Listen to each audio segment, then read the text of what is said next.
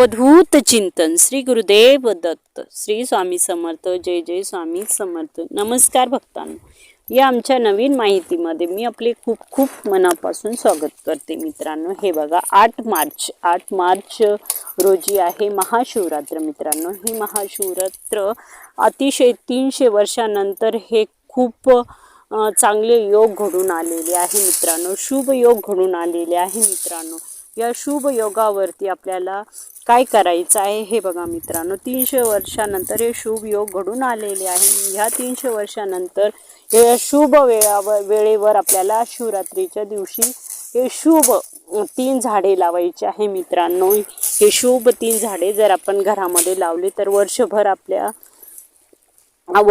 आपल्या घरावरती सुख समृद्धी राहील। मित्रांनो, शुभ कामे आपल्या घरावरती होईल, सुख शांती आपल्या घरावरती राहील। मित्रांनो, महादेव म्हणजे भोले बाबा महादेव आपण म्हणतो, शिव पार्वती त्यांचे आशीर्वाद आपल्या घरावरती वर्षभर राहणार आहे। मित्रांनो, सुख समृद्धी राहणार आहे। हे बघा मित्रांनो, आपले पहिले झाड जे आहेत मित्रांनो, हे बघा महादेवांना शिवरात्रीची पवित्र सण आहे। मित्रांनो, शिवरात्री महादेवाला बेलपत्र खूप आवडतात। मित्रांनो, हे बघा शिवरात्रीच्या दिवशी आपल्याला शिवलिंगावर बेलपत्र आपण अर्पण करत असतो। मित्रांनो, आणि आपण बेलपत्र अर्पण केल्यानंतर महादेव आपल्यावरती अतिशय प्रभावी होता आणि प्रसन्न होतात। मित्रांनो, ह्यावेळी आपल्याला ह्या शुभ योगावर आपल्याला शिवरात्रीच्या दिवशी बेलपत्रीचे झाड आपल्याला आपल्या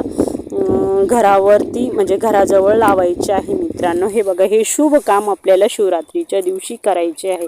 आपण असे केल्यानंतर आपले परिवार जे आहे मित्रांनो, शिव पार्वतीचा आशीर्वाद मिळेल। मित्रांनो, आपल्या घरामध्ये नकारात्मकता ऊर्जा जी आहे मित्रांनो, वर्षभरासाठी ही नकारात्मकता ऊर्जा दूर होईल। मित्रांनो, ह्यासाठी आपल्याला हे झाड बेलपत्राचे झाड आपल्याला शिवरात्रीच्या दिवशी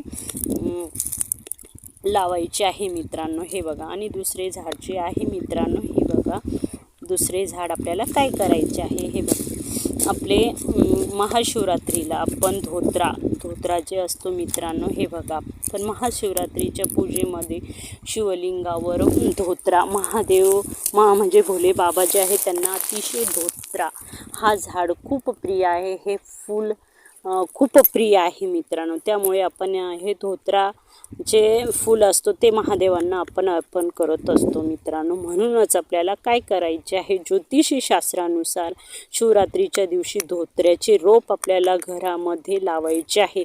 खूप शुभ आहे मित्रांनो, हे काम आपल्याला शिवरात्रीच्या दिवशी किंवा शिवरात्रीच्या आधीही केले तरी चालेल। मित्रांनो, खूप शुभ म्हणजे वर्षभर आपल्या घरामध्ये सकारात्मकता ऊर्जा येईल, घरामध्ये सुख शांती येईल। मित्रांनो, सुख समृद्धीने घर आपले भरून जाईल। मित्रांनो, हे बघा काटेरी झाडे न लावताना आपल्याला हे धोत्र्याचे झाड आपल्याला लावायचे आहे शिवरात्रीच्या दिवशी। म्हणजे दररोज आपल्या हाताने हे एक धोत्र्याचे फूल आपल्या शिवलिंगावर आपल्याला अर्पण करायचे आहे। मित्रांनो, त्यामुळे या धोत्र्याचे झाड आपल्याला घरासमोर लावायचे म्हणजे लावायचेच आहे। घरामध्ये सुख समृद्धी वाढेल, पैशाची आवक वाढेल। मित्रांनो, घरामधील नकारात्मकता ऊर्जा निघून जाईल, घरामध्ये सुख शांतीचे वातावरण निर्माण होईल आणि दररोज आपल्या हाताने धोत्र्याचे एक फूल आपल्या शिवलिंगावरती आपल्या हाताने धोत्र्याचे एक फूल का होत नाही मित्रांनो, तो शिवलिंगावरती अर्पण होईल। त्यामुळे आपल्याला हे झाड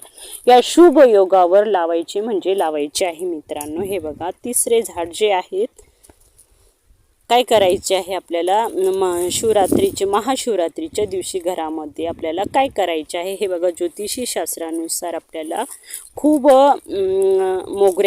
मोगरा जो आहे मित्रांनो, माता पार्वतीला अतिशय आवडते फूल आहे।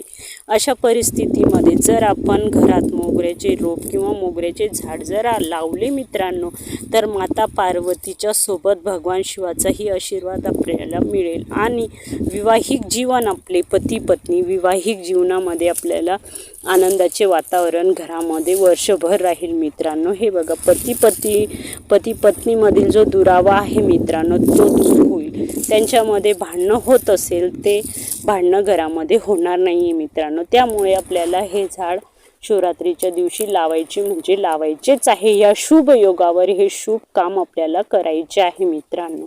आणि ही छोटीशी माहिती तुम्हाला कशी वाटली मला कमेंट करून नक्की कळवा. आणि व्हिडिओ आवडल्यास लाईक शेअर सबस्क्राईब करायला विसरू नका. भेटूया एका अशाच नवीन विषयासोबत आणि नवीन माहितीसोबत. तोपर्यंत श्री स्वामी समर्थ. जय जय स्वामी समर्थ.